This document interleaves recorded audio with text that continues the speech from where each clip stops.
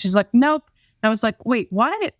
Don't you hate how a client can just in one sentence, 20 hours worth of work and oh my God. They're like, it's so not true. feeling it. I'm like, what the fuck do you mean? Yeah.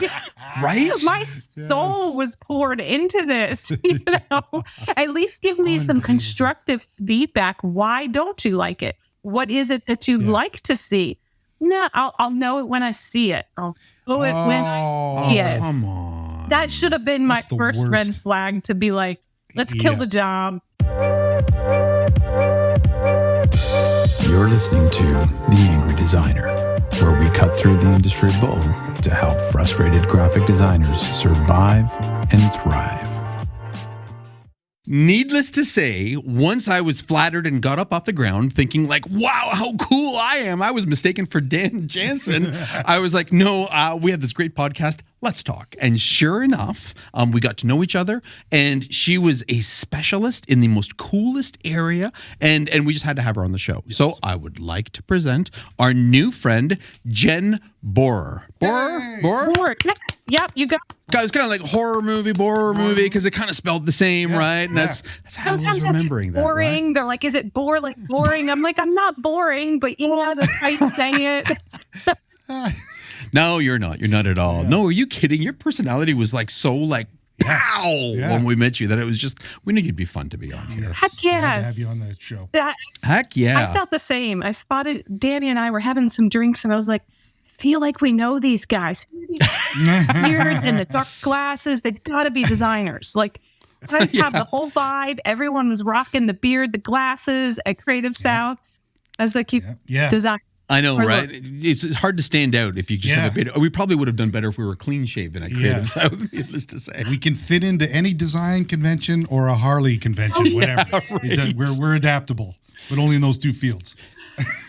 So before we get to it, what are you drinking, Jen? I am drinking. Let me show you. I poured it in a glass so you could enjoy the. Nice. Very Pilsner. Nice. Pilsner. By Mud Very good. Brewery out of Wildwood, New Jersey. Who's in the? Now, let me just. Who designed that label? Do you know? I have no idea.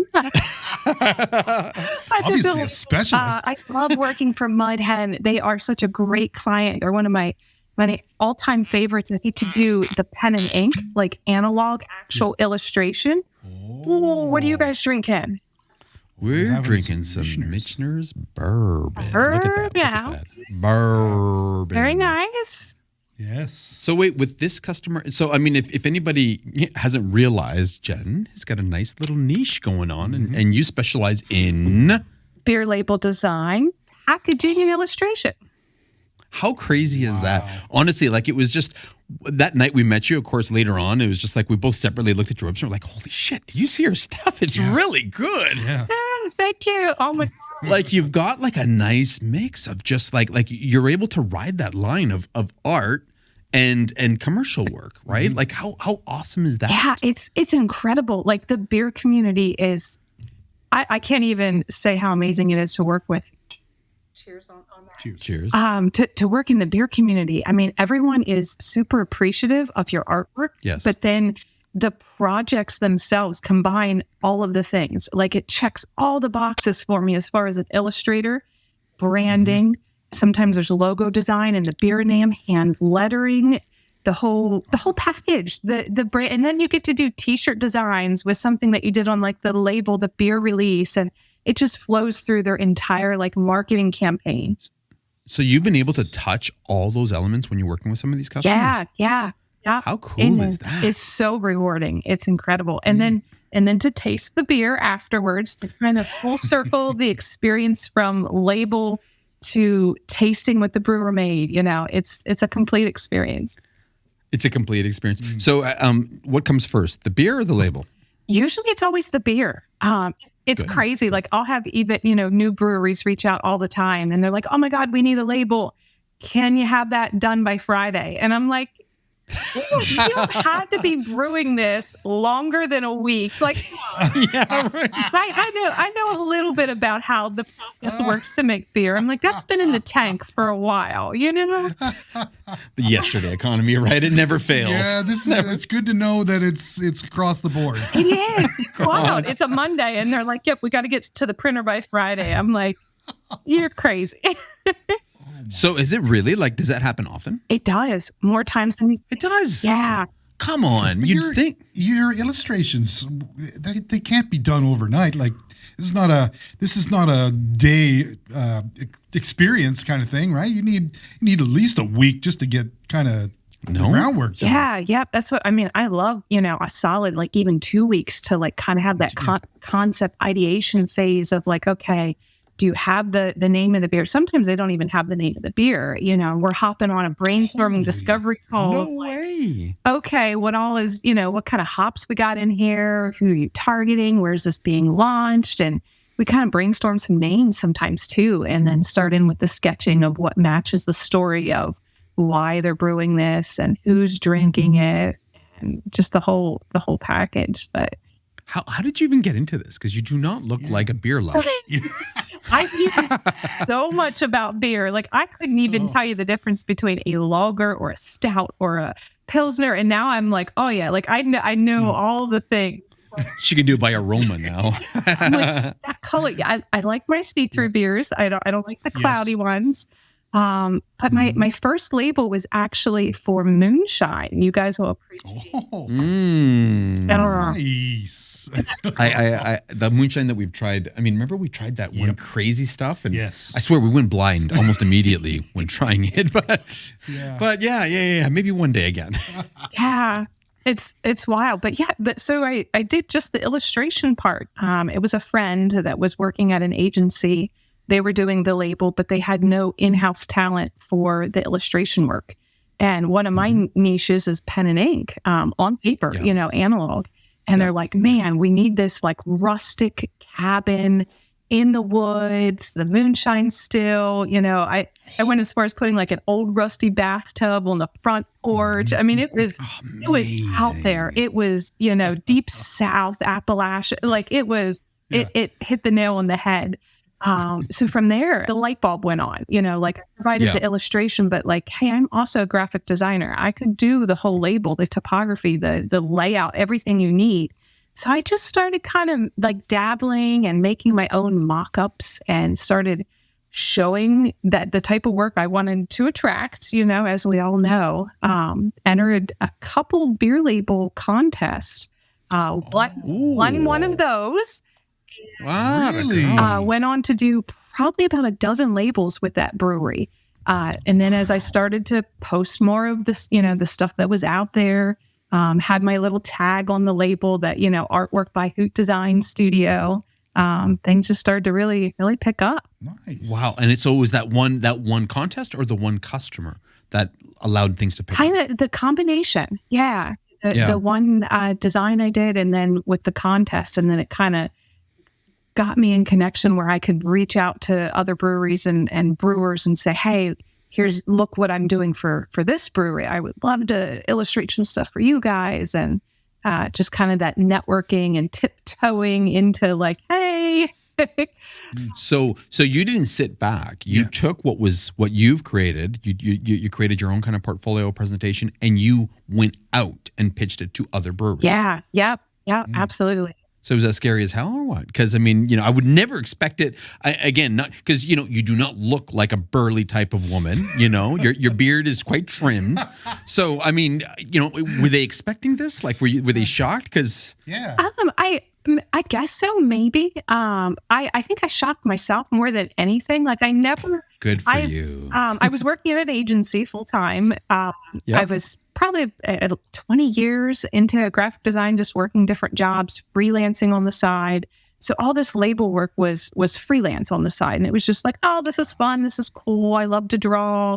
I'm getting to combine all the things. Then I actually started getting paid jobs. And I was like, oh, okay. And as things started to pick up, I dropped to 3 days at the agency I was working at. And then it got to the point where 2 days. And then 2019, I went full time with Hoot Design Studio. Wow. Good for you. Okay. So back up then so even before Hoot Design, I think we have to drink. Yeah. I said Hoot. Oh, no, we didn't use it in that way. We didn't use it in that way. Oh, see, if we use it proper, we don't have to have a drink. Okay. Okay. So with the old agency, were you leading illustration? Because your illustrations on your site, they're beautiful. Mm-hmm. They're really, really, and they end up being very commercial. It translates very well, is that what you were doing before? I was not. So these 15, 20 years in the design world, I didn't get to illustrate or draw at all. Drawing and illustration was a side thing, kind of a hobby. It was pretty much ingrained in my brain from high school that you can't make a living drawing. So I went to school for graphic design, and illustration was a hobby. And there was no light bulb moment, even when I graduated college, like, I could do packaging and I could put my art on beer labels, or I could illustrate for different stuff. It was like, get a job and making logos and branding and pocket folders and business cards. And this is what you need to do to make money. So that's what I did. I mean, my first job out of college was at a sign shop. And I was T-squares, cutting vinyl, printing stuff. Old school. Doing the banners. I was doing hours and signage for hair salons and just open and grand opening and doing all like kind of print production and brochures and stuff. And it was from there, I worked at an auction company doing all their postcards, collateral, brochures for the auctions. So wait, what was that jump like? Because you're cutting your teeth at the sign shop, which we recommend everybody get in somewhere where you can just get your hands dirty in everything, which sounds like what the sign shop was. How'd you go from that to an auction house, being their in-house designer? Well, the sign shop was about an hour drive.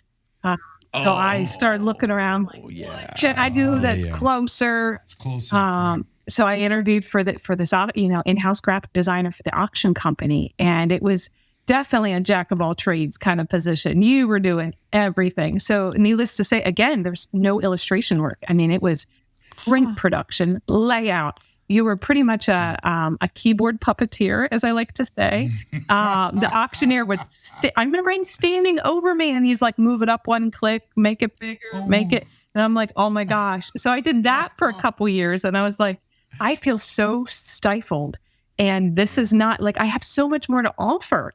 So I worked at York Wall Coverings as a designer in the wallpaper business, doing their trade shows, their catalogs, peel and stick packaging. It was. We had a wall coverings customer 2 years ago, so I know who that is. Small world. Very cool. Cool. It is cool. So you were in-house again, designer in-house, from there. Full-time designer in-house. But it was a step up in creativity, but you were also, again, stifled. We were encouraged to buy clip art, to buy stuff, stuff. And my heart just hurt. You left work with like, man, I can be and do so much more, but they're stifling me and not allowing me to put the passion that I have into these projects. So again, freelancing on the side to kind of fulfill that bucket of what I can do, Then worked at an ad agency, Jarvis Screen Design and Marketing, and got to another little step up in that creative wheel where I was like, okay, I'm going to try and start illustrating stuff. But a lot of the clients just didn't have the time or the budget. And it was just like, here, use this stock. We got this off of Adobe stock. Use this. I'm like, oh my gosh. I just want to be able to put my own personal touch into stuff. So as I started to get into the beer industry and was able to do the whole package of like doing the art that was not purchased. It's not, it's one of a kind. It's original. Yeah. And then being able to carry that through the graphic design and the print production experience that I've gained through all these, jobs since college. It's just, I can't tell you how rewarding it is. It's incredible. That's awesome. So now were you on contract when you were with the agency? Like, how did they let you just kind of wean off of them onto your own thing? Yeah, it was no contract. I was under a contract with the wallpaper business, but once that NDA was out and I was out of the radius and the bubble and I wasn't working in a wallpaper industry, I went to an agency that kind of focused on more construction, and they did a lot of stuff with builder associations and things that weren't completely in that industry. So that kind of got my foot in the door there. Yeah.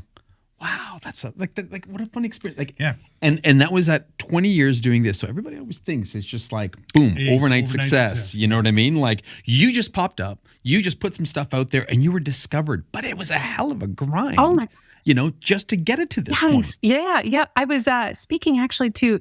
I've had some college students reach out that are, they're just graduating, like as the spring unfolds, and they're like, hey, part of our senior project, we have to interview somebody out in the field, and we found you, and oh my gosh, how do I get into packaging? And I love your stuff, and this is what I want to do.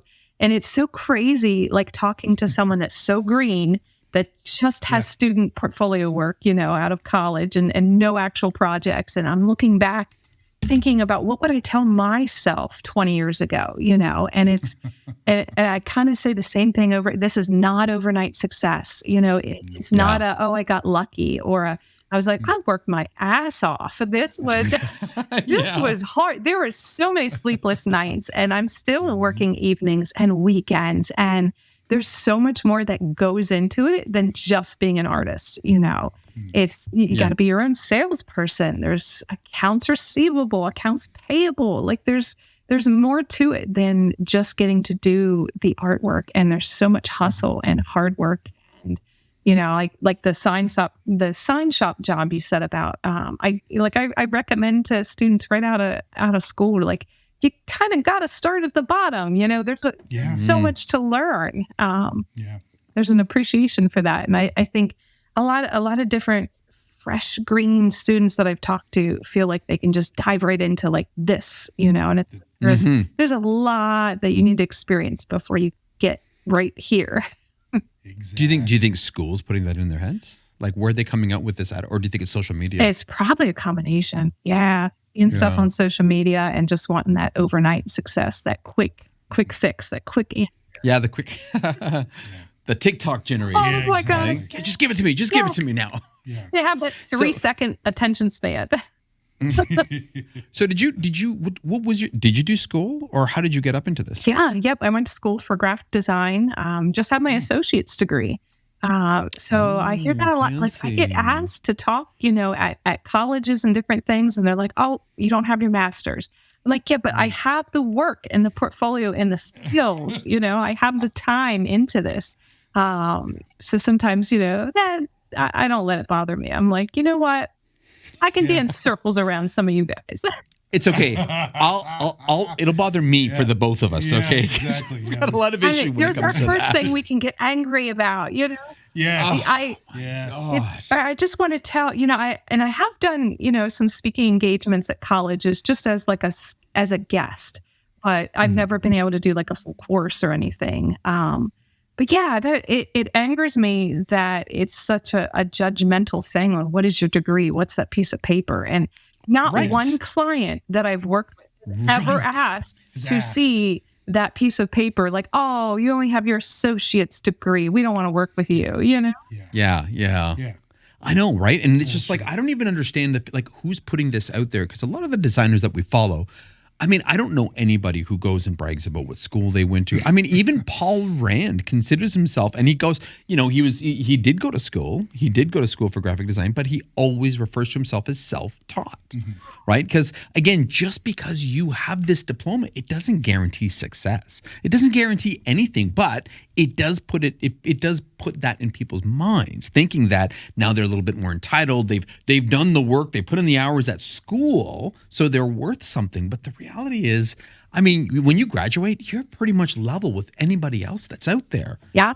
Like a hustler, or somebody who's like self-taught and just driving will probably have just as much, if not more, success, because they don't teach that in school. Yeah, there's so much more that goes into it than just having even the flashy portfolio. You can have some dope work, and it doesn't necessarily mean it's going to connect and sell. There's a I feel like there's a special customer service skill as well, like in the design industry. It's not just how awesome is your artwork. but how can you work with the client to understand their vision, to what do they need? You're providing a service. You're providing a solution to a problem that they have, So it's not just like, oh man, she can draw and her stuff is awesome, but can you work with her really good? Like what is the process like? And sometimes I feel like students fresh out are missing that entire thing. There's a service and a relationship with people that you have to have. And that's what I think you have to be, that entire package for clients. Where do you think you learned that from? Definitely all these different jobs. I mean, even as looking back, when I was 13, I had my first job working at a restaurant as a dishwasher. Awesome. Like bussing tables. I remember in high school, I worked at Kmart back when we had Kmart around in the layaway. I remember Kmart. Yes. I was layaway. Oh my gosh, that was a hoot. That was a drink on that one. Yeah. Nice. Hoot. And let me guess then, and it was during one of your breaks at the dish job that you were in the bathroom and you saw illustrations on the bathroom stall and you thought, I should be doing that instead. It was the graffiti in the ladies. Yes. You heard it here, everybody. You heard it here. That's how everybody gets started. There's no big deal. But were you even prior to all this and prior to school, like were you an illustrator as a kid? Did you do this for fun, or this is something that you didn't find till later on? No, I've always illustrated. Even like I remember being, 5, 6 years old and just always like dabbling and being creative with different things. I grew up not having a lot, which I think fueled my creativity, because the less I had, the more I had to make. So I remember like making my own Barbie doll clothes and making my own doll furniture, like cutting paper bags and cardboard boxes and painting them and making a little refrigerator set and like all the cool stuff as a kid, like the toys and things you wanted that we couldn't quite afford. Like I made my own, which was even cooler because you got like inventive and made your own, So I think that growing up, that really fueled my creativity. And my mom was an artist. She loves like upcycled type things. So she was always making things out of like toilet paper rolls. And like we were always like painting it rocks and just doing all kinds of things with plastic. Did you guys create a lot of owls? Somehow. Okay. Okay, good. Yeah. I've always been a big owl person. I need to get an owl tattoo. I'm like, why haven't we done this yet? Yes. Kind of thought that would have been the main one, but whatever. It should be. It's coming soon. So was she a big influence then for you to go to, like, did you go to design college, art school? Where'd you start out first? Yeah, the design school. So I stayed at home and I worked during the day at Rutter's, making sandwiches. I was the girl giving you your hot dog on your lunch break. Very cool. Very cool. I went to school at night. That way I could like pay for all these art supplies that we needed. It was like, oh my gosh, now I need gouache. And what is gouache? And why is this shit so expensive? The big old backpacks with your T-square and your wooden, your cut, like all of this. Looked like we were going to war, Yeah, I'm like, when are we getting the computer out and the laptop? I mean, everything was just super analog at first. Old school. Which was great. I have such an appreciation to working with my hands. And I think that's what kind of helps set me apart from other artists that do beer labels, is that I illustrate by hand a lot of stuff. I mean, I do Procreate and digital drawing, but that pen and ink, the personal touch of a human hand versus a computer generated piece. So what is your process then? Okay, so since we're getting into the gritty stuff here, because I mean, then you got a job and I appreciate it, and you get a second job, I appreciate it, blah, blah, blah, blah. Now you're a beer label girl. You're doing it and you're doing it awesome. And again, your illustrations, there's so much variety. It's not like there's that's her style, that's her style. Like, you're all over the place. I love it. So what is your process in doing this? I love that I just heard that you're still very much, pen to paper type girl. Yeah. I love when a client hires me for that. Like, hey, we love your sketchy stuff. We want something handcrafted, or we're looking for something vintage and we just want to keep it black and white. And I'm like, hey, this is me. Yes. I'm going to love this project and work with them. But it always begins with a sketch, so whether I'm going to finish it in pen and ink or if it's a Procreate illustration, it's pencil and sketchbook time. I provide that couple different concepts, the ideation phase, sketching out so thirdly. All by hand. What's that? All by hand. All by hand. Yep. Before it even goes into the computer or even like on my iPad, then I'll take a photo of my pencil sketch and then start drawing over that in Procreate to get started. So it's always there's always like, I have notebooks and binders just filled with sketches and, actual artwork, which is super cool. A lot of breweries like that too, because then depending on what they're looking for, I can include and sell that original with the label illustration so they can hang it in the tap room. I was just going to say, there's that signed artist original, and that's something that's super unique compared to just like, oh, she drew it in Procreate. We could print 100 copies of this, but no, there's eraser marks and there's a coffee stain on the corner and all of that stuff. It's an original signed sketch from the beginning process of the label. What's that feel like? Rewarding, incredible. Yeah. Some days frustrating. It depends on the project. Revisions must suck. Yeah. A lot of erasing, redrawing. Yeah. You just start a fresh sketch, until you get to that process of like, okay, I need you to sign off on this because now we're moving into pen and ink. And once I start inking it, like there's no changes. We got to redraw the whole thing. This is not, I mean, I can edit some things in Photoshop or depending if I scan it in and I'm going to create a vector out of it, I can kind of manipulate some things. But if you need something, we have to redraw the whole thing. There's no magic eraser. There's no magic wand or, Yeah. Apple Z, or is it Command Z? Sorry. None of that with analog. I've been drawing more and more on the iPad lately for a lot of like digital pieces, which is super fun. It's a lot easier. It does save time with coloring and textures and different things. But I find myself on, like when I go back to paper, I'm double tapping my paper, which is like an undo that you use in the iPad. And I'm just like hitting the paper with my fingers. Why isn't this working? Come on. I'm like, oh shit. This is not going to undo. Like this is ink. I can't erase this. That's funny. Do you think that you're ever going to go full time to that other side, like to digital? I think it'll always be a mix. I think there's, a lot of clients and customers that appreciate the hand drawn, like the warmth of the human hand. Like even though like the digital still has, when I look at like the variety of styles I have, they kind of all still have a little bit of that same DNA that makes it, hey, that's a Jen Borror, that's Hoot Design Studio, that feels like her. But there's something super special and unique about an illustration on paper versus digital. Yeah. So I think I'll always do both because I think there's, a lot of times a client will hire me specifically because of that. They want that. They don't want a, they call it a clip art style or, it's too stock. They want something original. Yeah.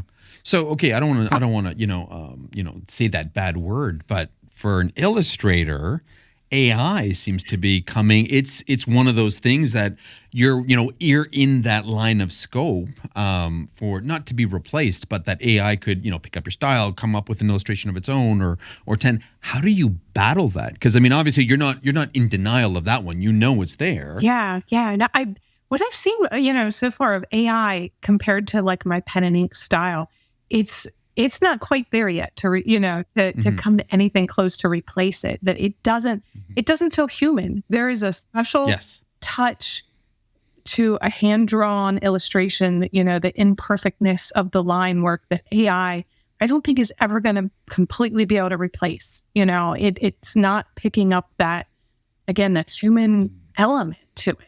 So I don't think, as far as illustrators out there, I wouldn't say there's anything to worry about with AI. I think. Do you use it at all as a tool? I've signed up for Midjourney, and I think I've used it more with combining my face with my cat just to see what we look like. Wow. Okay. Cool. I haven't really used it so much for the concepts like ideation. At Creative South, they were talking a lot about AI. And I'm like, okay, let me try and embrace and listen to what you're talking about. Because really just, I don't feel like there's a great place for it. For me, at least, it hasn't really become a tool. I can understand maybe the copywriting aspect, but as far as like creating an image, I don't know. I feel like it's stealing artwork, it's mashing up multiple images from artists like myself that are out there that are making it with our brain and our thought, and then it just smushes it into something else. And if you look at that and redraw it, like, okay, it's a new illustration, but you didn't use your own thought process to create it. So I hadn't really used it, for that aspect. How much of your process is illustration versus laying out the beer label, laying out the rest of the design, like the bigger designer picture? It's probably 50-50. Because a lot of new breweries will come to me and they find me through the label art and the illustration. But they're like, we're just getting started. We don't even have a logo. So they have like no branding template. They don't even have a website. They don't have. So it's like, you came to me saying you need a label, but here's what I'm hearing. I think you need a brand first. Like we need to establish, who are you and what does this look like? And then we can, but their first thought is like, oh, we got this, we're working on this beer and we want to call it Ninja Turtle. And we found this girl and she's going to draw us a turtle. I'm like, do you have a logo? No. So we kind of work backwards and I'm like, here's what you need. And we're going to get to the label illustration process. So that's super fun too, because that's stuff, in the corporate world that I've been very accustomed to, like, establish and working out the strategy, the branding, who's your target market, where are we going with this? Is it distribution? And so we start there and we look at the competitors in the area, so it's kind of a full package type deals. Yeah. That's so awesome. Yeah, You know what I mean? Like what you were because it's not just about the art you're talking about. You're now at a whole, and when we talk about, niching, it's more than just, having one type of client base. It's knowing that industry, knowing the difference, knowing what distribution means, knowing the different channels that they're going to sell it. And then based on your experience, making recommendations. And all of a sudden, you are this expert in this field and they look at you as the expert and they listen to you. So that has, okay, so obviously I don't want to answer your questions for you, but has niching been rewarding for you? Oh my gosh, yes. And I never even thought about it. Like I've heard Chris Do talk about niching down and, not being a generalist. And, as I look back on my career, I really was a generalist designer all those years before I kind of branched out and started Hoot Design Studio. I was kind of like a jack of all trades, whatever you need, I could do it. And, as I look back like that, it was exhausting, first of all, trying to do everything for everybody. But niching down into like packaging design and branding and illustration, like it has just come full circle. So, I mean, I highly recommend that. As opposed to trying to like, oh yeah, I can do your pocket folder and let me work on your website. Screw website design. I don't want nothing to do with that stuff. I don't know if you guys get that, but we do. We're a different kind of niche company, right? Yeah. So we are still full agency, but we niche in an industry, but we're full service within that industry. So how you are currently, you might get to a point where you're going to hire people underneath you and then you might offer breweries websites, but you're still in that industry. You're still in that niche. That's where we play. We are, in the B2B technology companies. That's our world.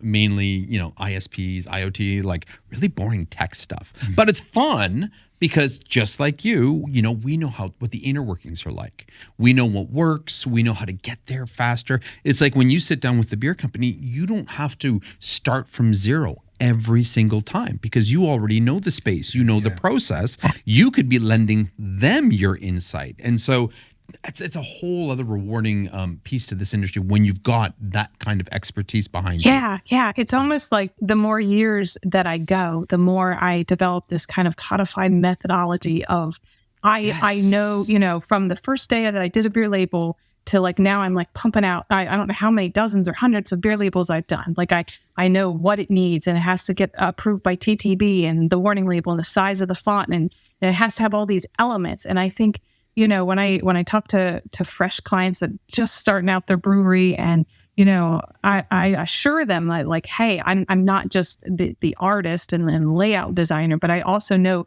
the requirements and what's going to get approved and not approved, and the pre-press process. You're not going to have to pay your printer there's no bleed on this. There's no, all these different things. Like I'm niched into this industry that like, this is not my first rodeo. Like I understand and know all of these things. Right. Yeah. Do you market yourself as that bigger craft brewery expert talking about everything you just do, or is it primarily portfolio work that you showcase right now? Kind of a combination, more so just verbally when I talk to a client, to just kind of share my expertise of being in the industry and like what labels do well and win award, like just different aspects in the beer industry. But I think on social media, I kind of sell myself more as just packaging, and a little bit more generalist than just in the beer community. Do you hit up like LinkedIn or Facebook? Like, what are the channels that you're on that you're advertising yourself with? I'm on Instagram a lot, but then Dribbble, Behance, and LinkedIn. Okay, cool. Very different. So Dribbble, Behance, again, all very design oriented. What about your LinkedIn? Do you have a LinkedIn strategy?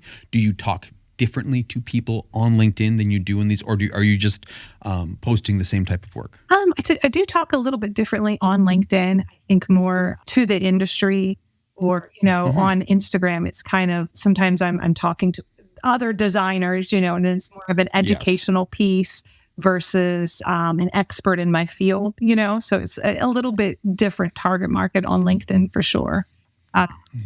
Okay. So are you focusing on being the craft beer queen, craft beer label? Like, is that the direction you're shooting for, or are you shooting a personal brand as an illustrator, or in a different niche altogether? Like, or have you even thought about that? I kind of a little bit. Like last year I started to kind of dabble outside of the beer community, just as marketing budgets are starting to get tighter and just different things. I'm like, what can I do outside of the beer community that's packaging? And I got into, cosmetics and food and like the drink and beverage industry outside of craft beer, like energy drinks. I'm doing some honey packaging and Badger Bomb hot sauce labels, just like in the food industry. So it's kind of got that light bulb of like, what else? I think the beer community will always be my first love. And I think there's just so much room for creativity. It's just a matter of a lot of the startups don't quite have the design budget. They want the work, they love your stuff, but they can't quite afford it yet, Yeah. So you will say no? I have. Yeah.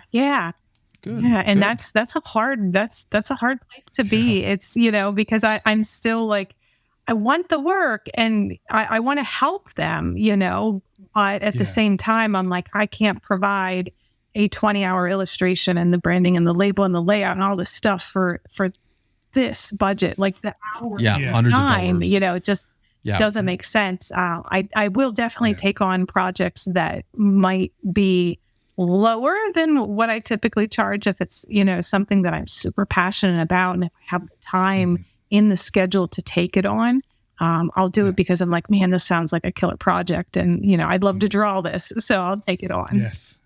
Can you share one? That I've done that you took that was more like almost a passion project versus a profit? No.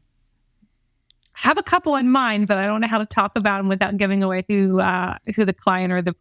Oh, all right. Fair enough. Fine. Yeah. That's too bad because that would be really cool. I know, right? I was like, I'm under my seat. Yeah. We're getting into the hot goss now. I can talk about weird request, weird. Oh, okay. That's cool. Let's start there then. Okay, weird request.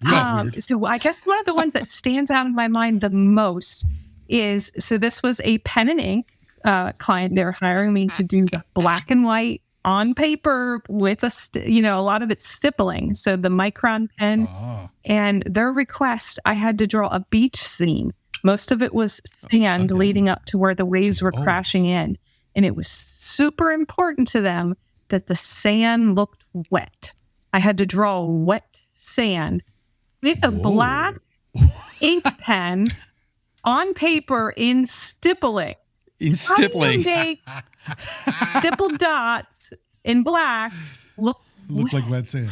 Like, this was a challenge. It's like and the end result. I think this was probably the second label that I've done for the brewery 3 years ago. So now we're up to over a dozen, and I'm still drawing wet sand. I've nailed it. She's nailed stippled wet sand. Yeah. It's crazy. Yeah. All right. I think there's been a couple where it was, we wanted it to look marshy and foggy. So I had to capture the fog in black pen. I'm like, how do I make this look even foggier? It's challenging for sure. Yeah. How do you not lose your mind with stippling? Oh, I find it stress relieving, actually. It's there's things like you can be away from the computer, you can be on the couch, and you can just kind of like, it's meditative a little bit. Yeah. So it's a nice switch. So I love the stippling pieces, but they definitely take a lot more time to do. So you're working all the time, essentially, then. Oh my gosh, yeah. So you'll be on the couch watching TV doing. Yes. Yeah. Wow. Does it feel like work? It doesn't. See, that's the thing. Like I'm working all the time, but it's when people ask me like, well, what do I do for fun? What's my hobby? I'm like, well, drawing, and that's work, and I'm getting paid. So I'm always working, but like, this is what I love to do. So it's not really work. Yeah. It's so true, though. And it's like, 'cause I remember telling people, like, why would I do it for myself when I can do the exact same thing and get paid for it? Right? And it's just like, I'd much rather, if I'm drawing anyway, just let me do it for somebody else and actually get paid on it. Exactly. Yeah. So it totally makes sense when they used to say, I remember growing up like, oh, get a job, something that you love to do because you'll never work a day in your life. And yeah, that's right. I feel that a lot. I mean, there's days during the week and during the office hours, when you're doing the contracts and you're doing all the other stuff, like that feels like work because it's not creative.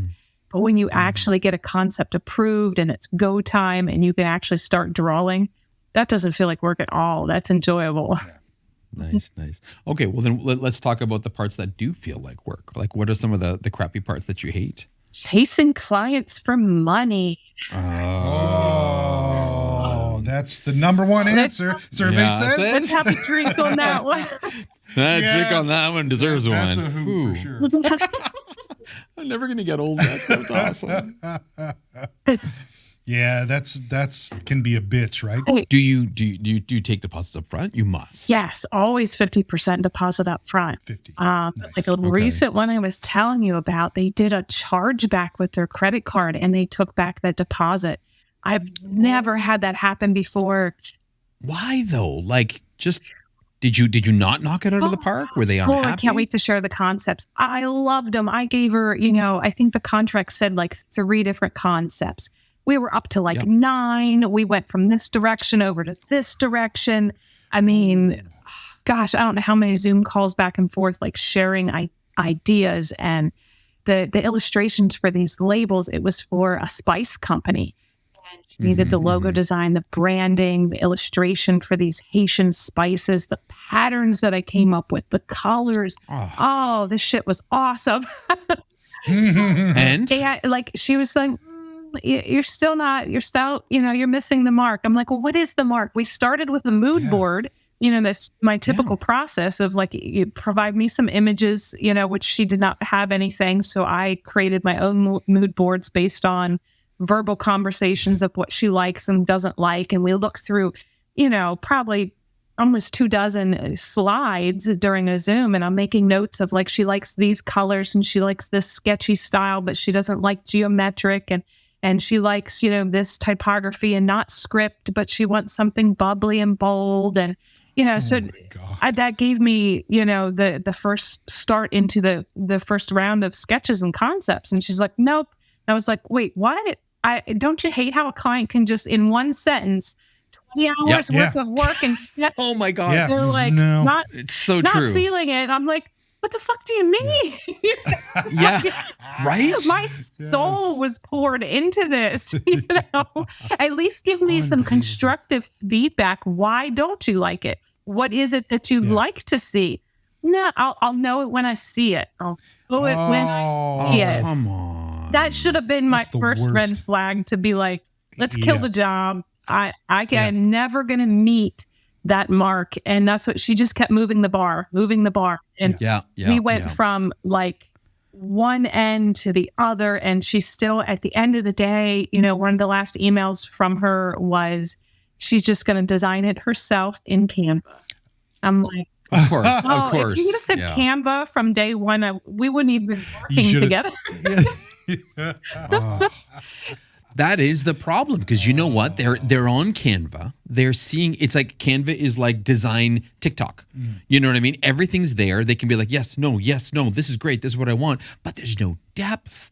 And they completely devalue design and what we're able to do, just because they're thinking this template will do and this is exactly what I'm looking for. But it looks like everybody else who uses that template, right? That's horrible. So what is your course of action, or is there one? Well, she opened a dispute with her credit card company through Square. All this work was provided in January, so we're like almost 6 months out. And I haven't heard from her. I tried to collect the kill fee on the project, which was in the signed contract, and she's like, "I'm not paying you any more money." And I'm like, "All right." So I just kind of was like, "All right, I'm 50 hours into this. I'm never going to see that kill fee. We're just done." Well, when I was at Creative South, I actually got an email from Square where I, take payment for a credit card. And it said that a customer had opened a dispute with their bank against this charge.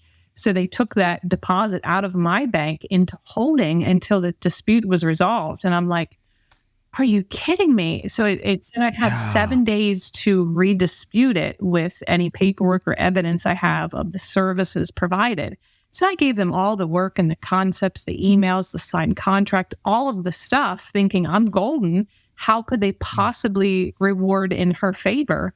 And the credit card still did.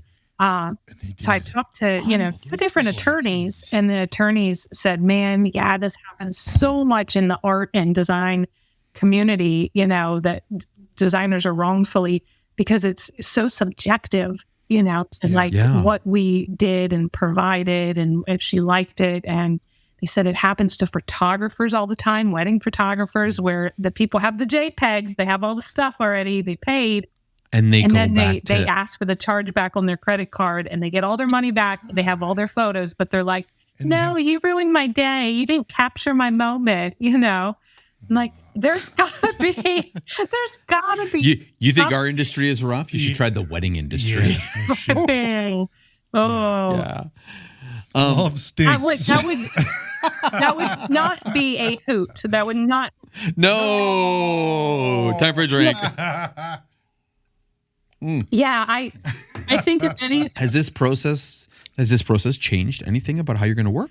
A little bit, in my mind, I'm angry. Like I want revenge. Yeah. I want to do this whole smear campaign on now you're how is she talking. wrongfully, like buyer beware, like clients don't work with her. Other designers, if she reaches out with all of my concepts to show you of what she got started to try to finish her project. But I think ultimately, even what the attorneys had advised me, I need to do a better job of qualifying the client before saying yes to the job. It should have been a red flag that she kind of only sells on Etsy. This is a new endeavor for her. I probably should have looked her up a little bit more and saw that she, didn't have an LLC. She's not registered with the county, and just being a small startup, maybe I need. But that's tough though, because that's in all fairness, that's too much to do. I mean, again, we don't deal with solopreneurs like this. We learned our lessons years ago, right? So we deal with an entirely different type of caliber company, but you can't expect to do that, especially when they're hungry. Like you're hustling, you want that work. Early on, I remember taking on jobs, and I knew damn right I shouldn't be doing this. I shouldn't be bending these rules. But it was a speaker company, or it was a cool DJ, and I'm just like, I just want to get into this space. Yeah. And, of course, burned both of them, right? And it's just, it's like you're almost talking yourself out of, doing what's right, because you're following your heart, not your mind on these things. Right. I'm like, Haitian spices, like I can already see the label and the colors and the logo. I'm like, this is going to be a cool portfolio piece for me when I'm done. And, I want to help her. She's small business, woman owned. So we connect right off the bat. Like during our first Zoom call, she's like, I love that I'm working with another, woman owned business. And so that kind of, more than like the loss of time and the loss of money, I'm personally hurt that like as another woman owned small business that she has the lack of morals to do this to someone else. I think that's what it crushes me more than anything. It's like, how are there bad, human beings out bad there? People like, out there, right? It's nuts. But, who would have thought? Did you like that? Who would have thought? Oh, right. I didn't even hear that. All right, that was pretty clever. You get creative points. Thank you. Got creativity there. Big time. Oh, geez. Oh, man. I don't even know. Where did we leave off with all this? I guess just, as, any kind of advice for fresh designers out there, it's how do you tell someone to kind of look for those red flags and qualify a client better before we jump in it? Well, because you did the right thing. I think stories like this and forums like this where we can talk about this kind of stuff, like, it's buyer beware a little bit, but also, somebody might say, hey, I remember that story that Jen was telling, and this smells bad. I'm getting out of this shit. Yeah. So, maybe just by hearing about it will help other people. I hope that's... Yeah. Hopefully, fingers crossed. I got to the point where I'm like, always get a signed contract, always get your 50% deposit, because I've had those bad experiences, where you get burned. So I'm like, I feel like I'm doing all the right things and I still got burned. I'm like, how do I prevent this? And you know what? A contract wouldn't even, because you had a contract. You did all this. It was just, it was low and shady that she went through the credit card company and did the chargeback in that sense. Maybe, unless there was maybe something that you could protect you that they're looking for, that Square's looking for in order to qualify that, this was deserving of you, whether it was like revision rounds or contracts. I don't know. Anyway, it sucks in that case. I'm really sorry. Yeah, that's very sad. Yeah. With that being said, how do you pick yourself up and just keep going then? Like, how do you, because I'd be jaded. Well, by nature, I'm very jaded. Would you be angry? Oh God, don't even start. I'm angry about it. It's so hard. And I try to think like, okay, what have I learned out of this? Like, what can I do better the next time to say no to projects that I did have some, heebie-jeebies. I had some red flags, How do I listen to those better? And, just like kind of move forward and repurpose that work, maybe showcase it in my portfolio anyway with, a different brand. Hey, is there another Haitian company that you can go and sell those designs to? Yeah. Or, like, hey, at a bargain. Go to the competitor. Because they're already designed, So, see? Yeah. I feel like there's got to be some good that comes out of it. And I believe in karma. So I'm like, man, this is going to come back around to her eventually. So let's hope so. Well, you know what? Throw this as a story on Instagram. Again, there's so much value that people will learn from this. Yeah, that's what I was talking to Christy Campbell, and we had our Zoom the other day. She's like, that would make an amazing reel. Like I could see something like that going viral because there's got to be other designers that have experienced this, that have had a chargeback with a credit card, like photographers, interior designers that even the attorney was saying like they had a case where someone had painted like their whole inside, it was already done. And then the client was like, they did a sloppy job. I don't like how it is. And they did a chargeback and the credit card company awarded. How can you take the paint off the wall? Done in their house. So they got like a free paint job in their whole interior. Like there's gotta be, and I think that's what angers me so much about like our industry and the creative, like there's just not enough protection or stuff out there for us. Like I feel like artists get ripped off and taken advantage of all the time. Yeah. And it's not fair. It doesn't happen as often in other industries, attorneys or you go to a restaurant and you order a steak dinner. You don't like the steak. It wasn't done right. You still have to pay your bill. You still owe for your, you just don't ever go back to that restaurant again. You're like, I like this place, you know, but you still have to Can you imagine, or pay you go for your home and you're stuff. like, You can't be like, yeah, it's oh, ridiculous. I don't like this. You know, it's just not meeting the mark. Well, okay. That'd be brutal. That's awful. Well, okay, hold on. Let's. I want to get back to some of these things before we, end with our fun little challenge. But what's the future look like for your space? Like for the whole craft space, like what's the future of design for craft beer labels? I think it's just going to, keep growing. And I think there's the styles change all the time. Like the market for me, like as a consumer, when I go into a beer distributor, I feel like it's becoming a little crowded. There's just so much to look at. It's so flashy. The labels have foil and neons, and there's just so much going on that I feel like the trend is going to be like things are going to start to pull back a little bit and just be one color and monochromatic and a matte clean label, because that's going to stand out amongst the noise compared to everything that's How do you test that though? I mean, I love that idea. I agree with you. I love looking, when I go for, I always have my staple beers. They're boring ones, but I love looking at all the cool cans that's out there. And I always thought, what if somebody just had rocked a color or rocked a flat? But how do you test that? Like, is there? Yeah, you always have to just, get a brewery to see your vision and be on the same headspace as you to give it a try and a test and see how it does out in market and see how it sells. And especially, if you can win some awards with some clean, simple labels. I had a couple breweries. I won a couple crushies this year from the craft beer market. Ooh, she crushed it. The 2 globals. I took home 2 globals this year. That's damn easy. So if you can do a nice clean label and it wins an award, that kind of gives you like that one up, that oomph that like other designers and other breweries had appreciation for this label art, that it was able to win something. So now that you have this reputation and you are expert status amongst craft beer labels, are you invited to the table at the beginning of the state, like at the beginning, like when they're imagining what their summer beer is going to be like, or their summer beer campaign is like, are you brought in at that level, or are you still working your way up to get like, you know what I'm saying? Yeah. Sometimes.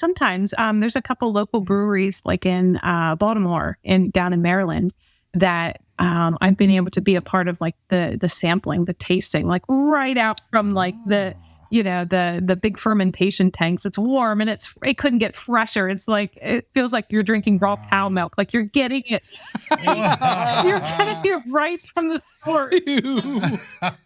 like being a part of that with the brewer that like, he's talking about the hops and the malts that he picked out and that he shipped in and, the different stuff that went into this. And he's like dumping it in the tank and, being a part of all of that to talk about like what the label's going to look like and you're tasting it and all that stuff is incredible to be involved at that process, that stage. To be trusted and be a part of their business, even though I'm out here on the outside. I'm Jen over at Hoot Design Studio. I'm not the owner or part of this, but to be included in their thought process on all of that. That's what makes the beer community so special, because that's got to be inspiring just to see their passion behind it, to see the brewmasters, their how they can just, master that flavor just by adding a little bit of this or taking away a little bit of that. Yeah. And I think that's why we connect so well, like brewer to artist, because the brewer is an artist,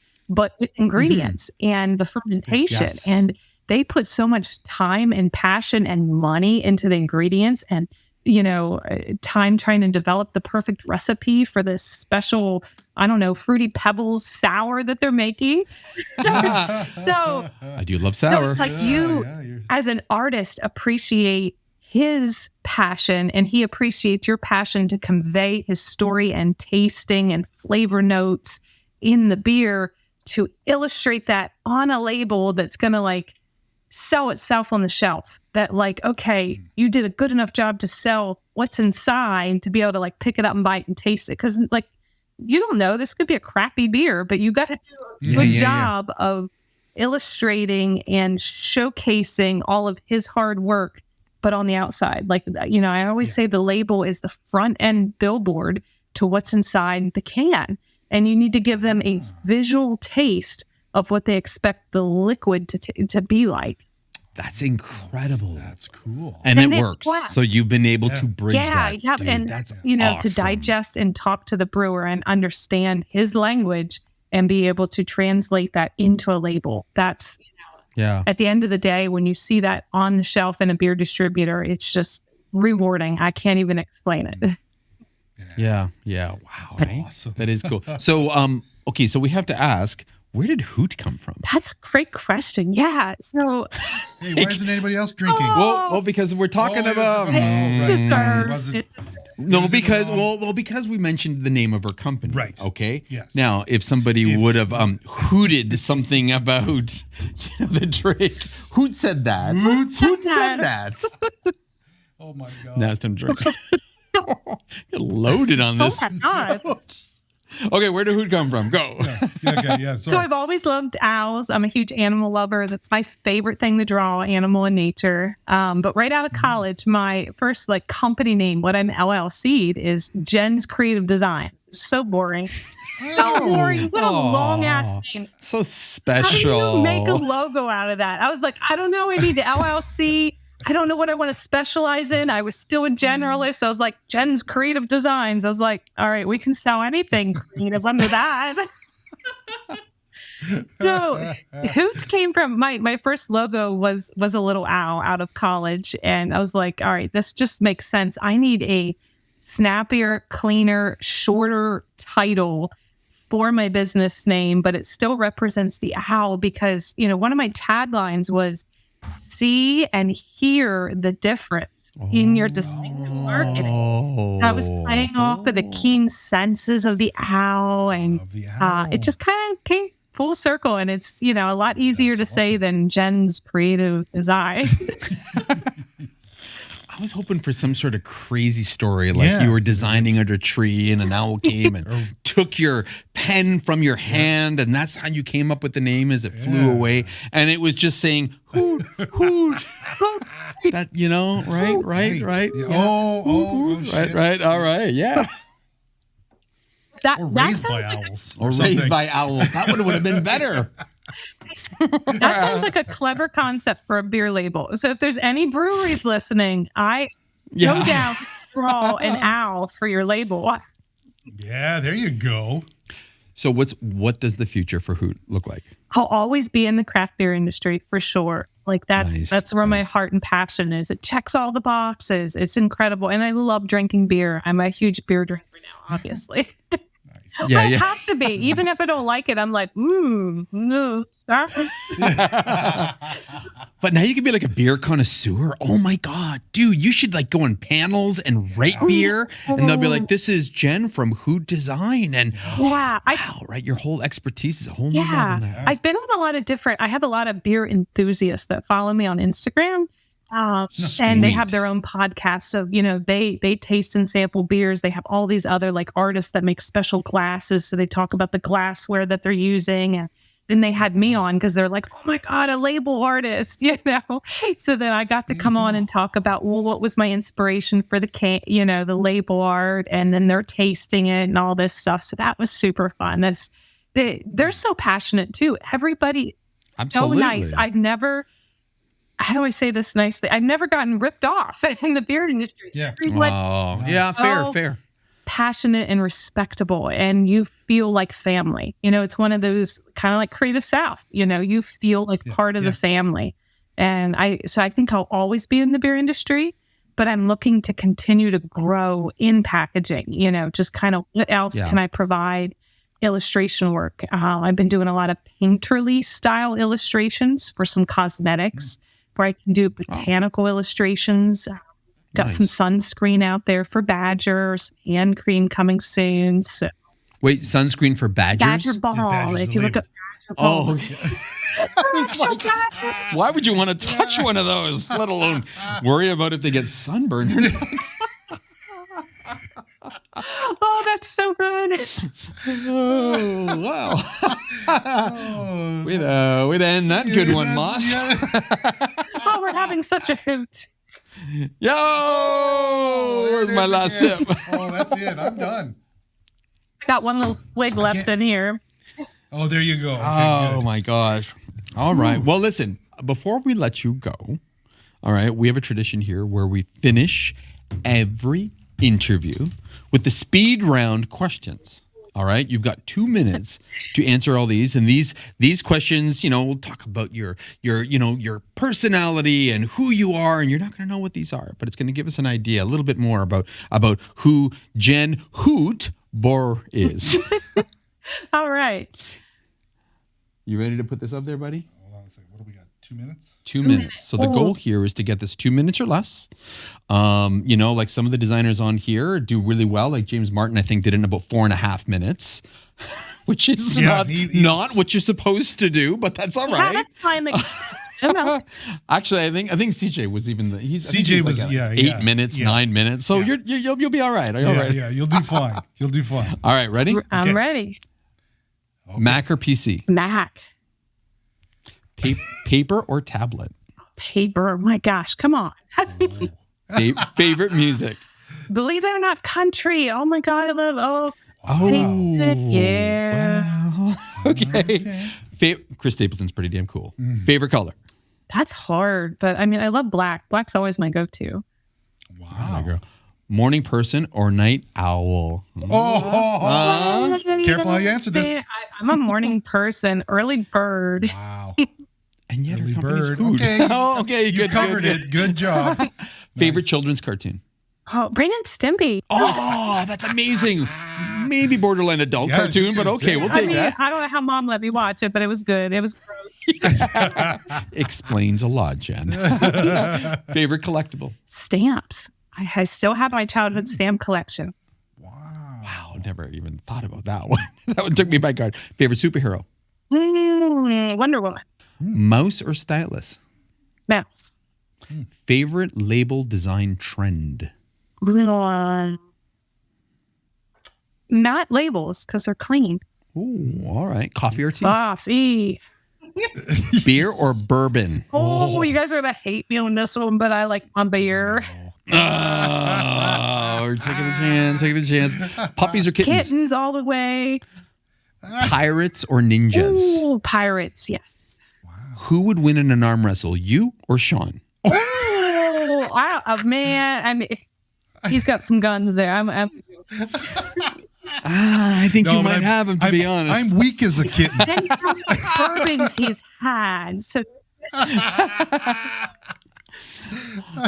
Favorite graphic designer, past or present? well, currently present, Jeremy Friend. Past, I do like that you brought up Paul Rand. So, Oh, very cool. Very cool. Nice. Do you have a favorite artist? can go back to Jeremy Friend there. I feel like if you don't follow him, totally look him up. He'd be awesome on the podcast. All right. Next, Doyle Young with like his lettering. It's insane. Cool. We needed a letter artist Yeah. here. Yes. Which is closer to your heart, RGB or CMYK? Oh, CMYK. Serif or non-serif? Sans serif. Sans serif. Favorite font right now? Oh, I don't know. I use Helvetica a lot. That's terrible, but yes. Wow. Oh, Okay. that's great. Illustrator or Photoshop? Illustrator. Does anybody say Photoshop? No one ever does. Wow. Anybody ever does? I'm waiting for that. No. Illustrator's the key. Rotring mechanical pencil or a micron pen? Micron pen, baby. On pen. Nice. All the way. Yes. True or false? AI will replace Illustrator. Oh, Okay, good. What's your guilty pleasure? dark chocolate. Superpower of choice? Flying? Oh, good. That's a good one. Best video game console ever? Sega. Oh, that's a good one. If your design style was a beer, what kind of beer would it be? A Pilsner. A Pilsner. Crisp and clean. See, she really is the expert, yeah, right? Totally. And last but not least, one thing that always makes you angry. Ooh, clients that don't pay their bills. Yes. Well, girl, you did good. I mean, you're at like a little over 3.5 minutes. Respectable 3.5 minutes. We took our time with this one. I wasn't rushing it. I was kind of enjoying this experience. Those were good. Those were awesome. I've got was to fun. watch Ren and Stimpy now. That was like You idiot! You idiot! Oh, Jen. That's Dude, funny. I'm so glad that we did this. I know, we talked about it at Creative South, and I was like, no, we got to do it just because as soon as you said, you were a niche specialist, and I was just like, we got to talk. We had to hear have you about on. that. Yeah. I know, right? How cool are you? Your cool status just went like way up there. So good on you, man. girl. Thank you so Yeah. much. What an honor to be on your podcast. For real. So Yeah. No, it's not an honor. We're scraping the bottom of the bucket for you. So I'm kidding. Oh, barrel. The barrel, yeah. Right. Sorry, barrel. Barrel 8. I'm kidding.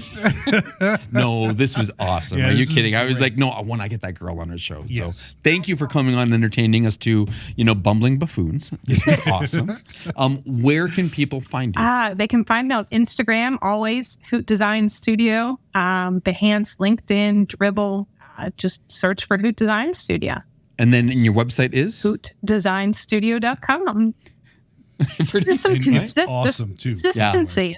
There's a consistency, right? Yeah, You're a branding queen. It's right? very good. You know how to do this. And honestly, your stuff is awesome. It So I is. encourage Your website, everybody to been check all this over out. it for the last couple of days, and it's friggin' Yeah, cool. yeah, There's you're some really cool. really good stuff. Thank you, guys. I appreciate it. Yeah. All right. Yes. So with that being said, everybody, you know where to find Jen. This isn't even about us today. Nope. This is about her. Yep. So check out the Hoot Design Studio and everything amazing that is on her website, on her social channels, and just get to know Jen. Ask her questions, bombard her. She's just such an amazing person. Awesome and, person. And awesome. Like it was just so fun to hang out with you at Creative South. Yes. Great to have you here, and I can't wait to see you again at one of the other shows that we're gonna all entertain. Where are you going next? Yeah. Where are you going? are you We'll have to go going to to- Adobe Max. Florida Adobe this year, Max. this fall.